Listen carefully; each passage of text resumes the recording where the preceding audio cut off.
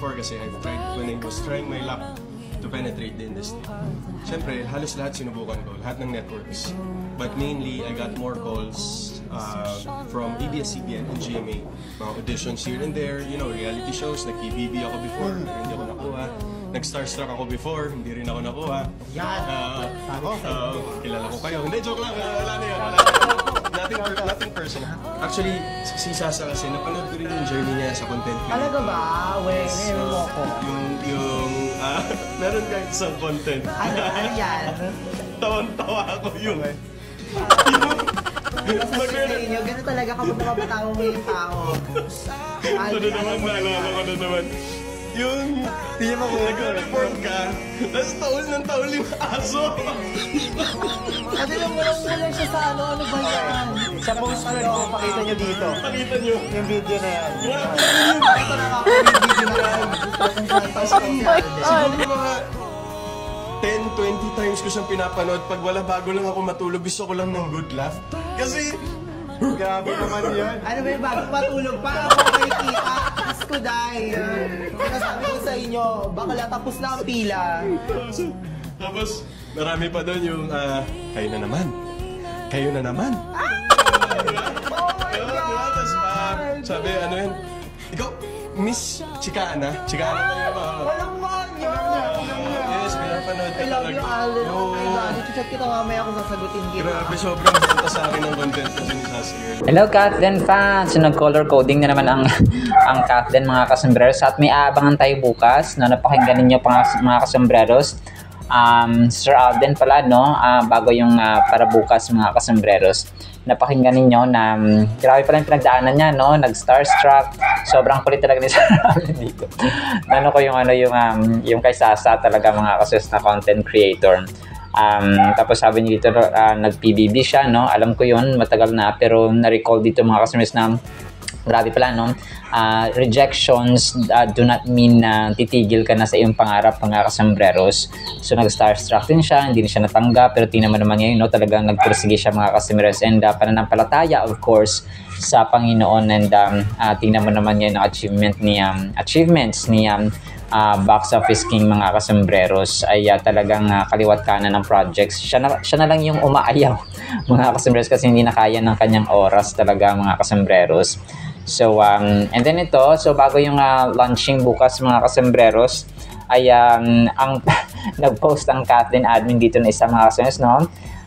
Pero ibang kasama, tanggapin nyo na she was never real. Sabi nga, true, magkatabi sila ni Mayor Alden. Si Alden Richards pala yung mayor mga kasambreros, no? At Catherine Bernardo, same na sa Australia.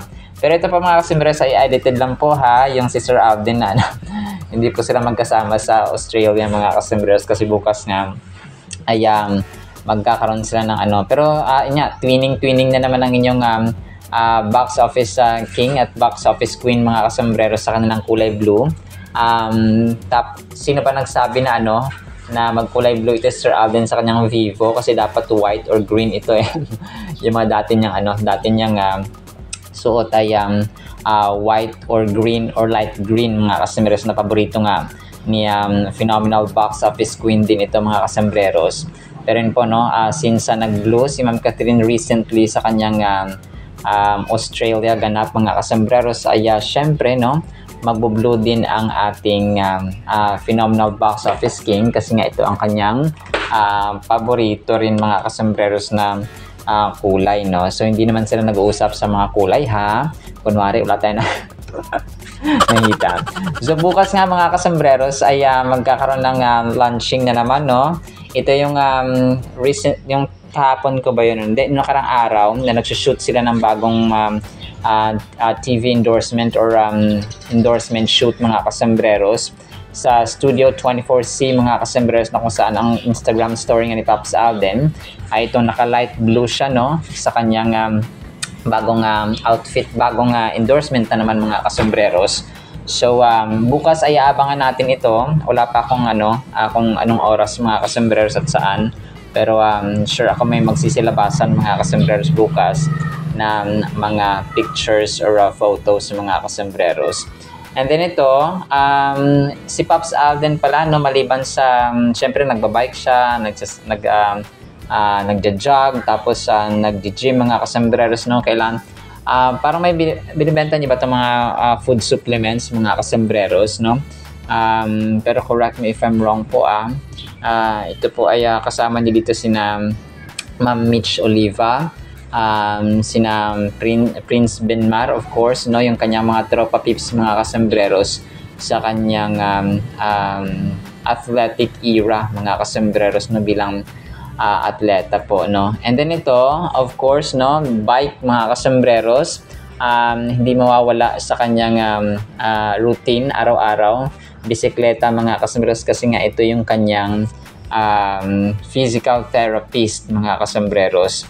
So hindi ko alam kung ilang kilometro na naman ang tinakbo ng kanyang Colnago mga kasambreros. Yung kanyang outfit ay blue na naman, no? Although naisali ko ito kanina, pero ibang angulo ito mga kasambreros, na kanyang pagbibisikleta nga mga kasambreros. And then ito, sobrang kulit ito. So ito na yung video, kasi yung na-flash ko kanina ay dito ay picture lamang. So ano ito, effects lang ba ito na sobrang bilis mga kasambreros? Hindi naman ito siguro si Snowy, kasi sobrang bilis, no? Parang nakakahabol na siya sa kotse mga kasambreros, nagka-Superman ito. Tumasok, kawawa naman. Tinatakbo nila ng matulin mga kasambreros. Pero palagay ko to, edited mga kasambreros.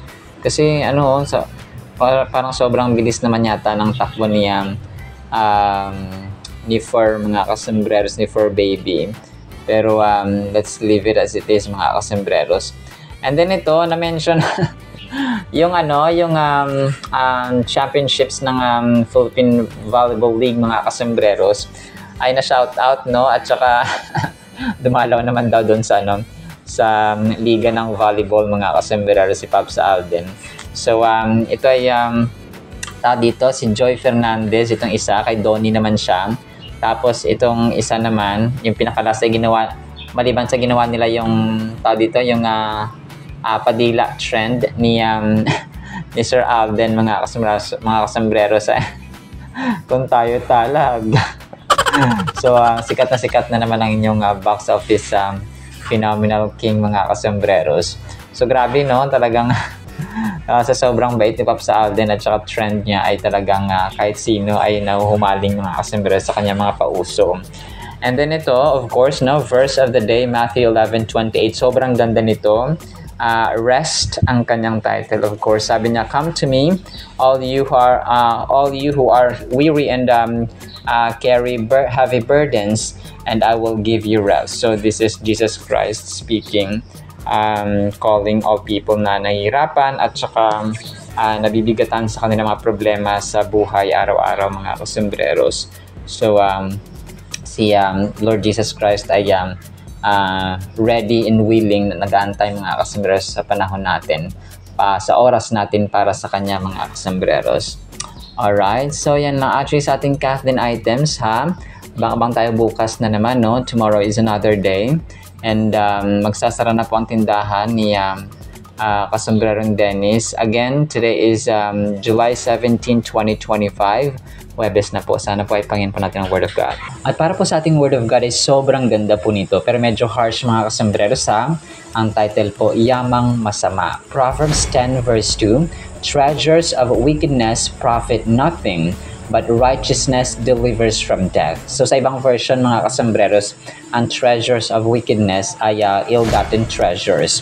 So ito yung mga nakuha nating kayamanan or property or yaman mga kasambreros, naging mayaman tayo, or even yung mga income natin na nakuha sa masama. Kumaga pa, ang paraan natin ay hindi tama mga kasambreros. It's either panlilinlang or pagnanakaw mga kasambreros. And then ito, yung sa next niya na is righteousness naman. So merong contrast, may inihambing mga kasambreros at contrary, no, from bad to good mga kasambreros. May kasabihan nga tayo na ang kayamanang madali nakuha ay madali ring nawawala mga kasambreros. So totoo po ito.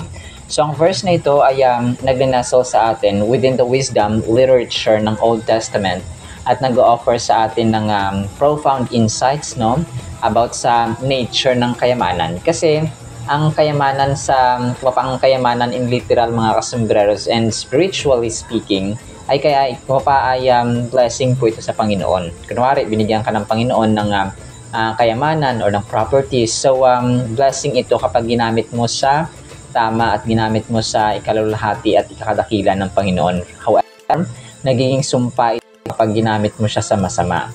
Parang yung isang linis, tapos pinatakan mo ng konting dumi.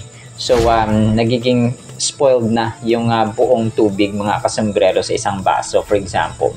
So, ganun din ang morality ng tao. No? Ganun din ang kayamanan. So, kahit anong kahit anong magandang bagay na ginagawa mo or pagtulong, for example, pero yung motibo mo naman ay masama, yung intention mo naman ay masama, so nagiging masama rin siya, mga kasembreros. Kumbaga 1 million times -1 is equals -1 million. So, ganun po siya, mga kasembreros. So, nag-offer ito ng nature of wealth, morality, and the ultimate outcomes ng ating action. So, ano ba yung resulta? Ano ba yung dulot ng ating action, mga kasembreros? Kung ang kayamanan natin ay galing sa masama, or ikaw mismo na tao ay masama. So, parang gano'n yan, parang ang tao masama. So, kukuha siya at magtatrabaho siya at kukunin niya yung kanyang kayamanan, yung kanyang source of living sa masama, mga kasembreros. To fully grasp the meaning of this proverb, we need to delve into its components and consider its broader theological and ethical implications. So, ang Proverbs, alam natin na libro, mga kasembreros, ay collection ng sayings, ng wisdom and teachings, mga kasembreros, instructions, guidance and counselings na sinulat ng wisest man, mga kasembreros, si King Solomon. So, nakilalang kilala sa kanyang pagiging wise, mga kasembreros. And ang purpose ng Proverbs talaga ay mag-impart, magbahagi ng practical wisdom para sa ating pamumuhay as a whole. So, yun nga, pamumuhay na nakaka-please at nakakalugod sa harapan ng Panginoon. And, of course, beneficial sa atin, sa ating mismo, mga kasembreros, sa ating sarili at sa mga tao sa paligid natin. So, Proverbs 10 verse 2 is a part of this broader tapestry of wisdom, emphasizing the contrast between material wealth na obtain nga or nakuha sa unethical means, kumbaga kunwari immoral na pamamaraan, mga tao ngayon nagbebenta ng laman para magkapera, mga kasembreros, or nandadaya, nandilin lang, at saka kumbaga nagsusugal para lang makakuha ng pera or magkaroon ng wealth, mga kasembreros, yamang masama.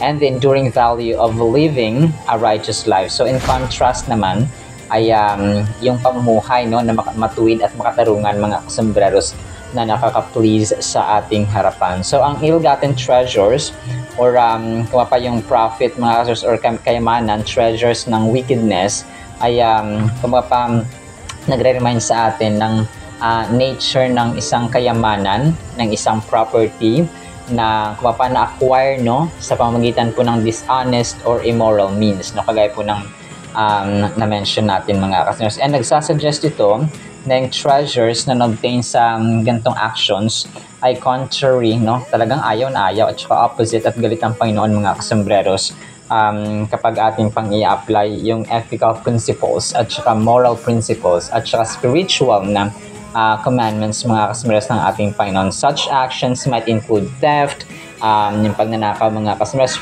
fraud, exploitation, and other forms of deceit. So, maaring po pwede siyang sabi na kanina, pandaraya, maaring na nakuha natin sa panlilin lang, at saka paguteke, pamimeke, mga kasembreros. It may provide temporary satisfaction or security, but it lacks enduring value. So, maaring masaya ka, kasi meron kang kayamanan, meron kang property, na-enjoy mo yung kaperahan mo, pero hindi siya nagtatagal, mga kasembreros. Wala siyang enduring value. Kasi ganito yun, kapag hindi siya approved sa Panginoon, hindi talaga yan maglalast, mga kasembreros. Kung kaya yung isang marriage, yung isang relasyon na walang basbas ng Panginoon, mga kasembreros, at saka hindi pleasing sa harapan ng Panginoon, nag-asawa lang kayo dahil sa ganito, ibang motibo, hindi sa sacrament of marriage, ay hindi siya nagtatagal. Nag-iiwalay nga yung nagpapakasal, how much more yung hindi, mga kasembreros. wow, that's another topic na napakalalim mga kasambreros to discuss. Pero talagang ang sexual immorality, ang isang mag-asawa or ang isang mag-live-in mga kasambreros, kahit na 12, 20 pang anak niyan kung walang kasal at walang basbas ng Panginoon, ay isang sumpa sa harapan ng Panginoon mga kasambreros. Sabihin man natin na hindi kayo nagkakasundo at hindi kayo wala kayong may mga hindi pagkakaunawan minsan, basta walang basbas ng Panginoon, ay sumpa po yan mga kasambreros at immoralidad sa harapan ng Panginoon. So sa ang ibang verse naman or yung contrary doon mga kasambreros ay but righteousness delivers from death ay nasa start ng contrast to ill-gotten treasures mga kasambreros or treasures of wickedness ay righteousness na nagrepresent sa atin ng means of deliverance. Kumaga pa yung isang taong matuwid, talagang madideliver yan from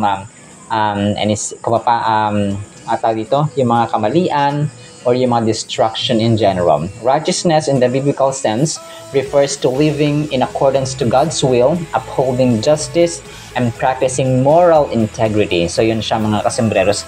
Alam naman natin na ang mga matuwid, ang mga makatarungan mga kasambreros ay talagang nagpe-prevail yan sila. Kung hindi man sila nagpe-prevail dito sa mundong ibabaw, sa kabilang buhay mga kasambreros ay kung mapaipapalasap ng Panginoon ang justice na divine at saka lasting.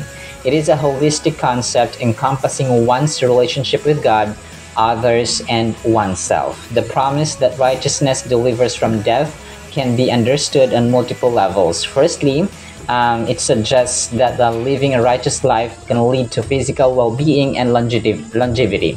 So, tested and proven na yan mga kasus. Although may mga times, pero bihira na kunwari mabait ang tao, matuwid siya, at saka makatarungan, bihira na kinukuha sila agad ng Panginoon. May mga times na ganun mga kasambreros na namamatay agad for the sake of masyado na silang panghihirapan ng mundo. Parang they don't deserve this world mga kasambreros na sobrang harsh.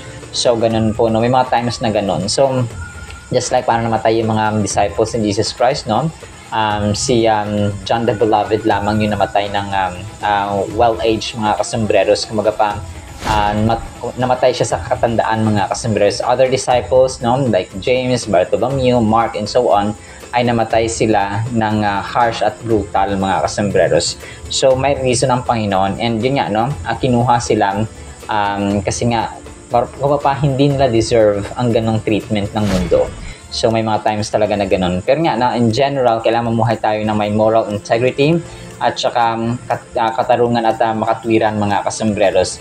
So in conclusion, Proverbs 10:2 offers timeless wisdom that speaks to the heart of ethical living. It contrasts the fleeting nature of ill-gotten wealth and the enduring value of righteousness, emphasizing that true deliverance and lasting significance are found in life lived in accordance with God's will. So yan mga kasambreros, kapag tayo po ay nabubuhay according sa God's will, wala na po tayong may doon, may isasaway mga kasambreros. Reminders, yes, pero nandun talaga yung tawag dito, yung pleasing ng Panginoon mga kasambreros sa mga taong nabubuhay ng may katarungan at katwiran. Alright, so naman po sa ating Word of God. Nawa po ipagpalain po tayo ng pag-ibig, pananampalataya at pag-asa in the mighty, holy, sweet, magnificent name, the source of righteousness, Jesus Christ Himself. And everyone said, Amen and Amen. See you sa next segment mga kasambreros. Paalam po. I love you.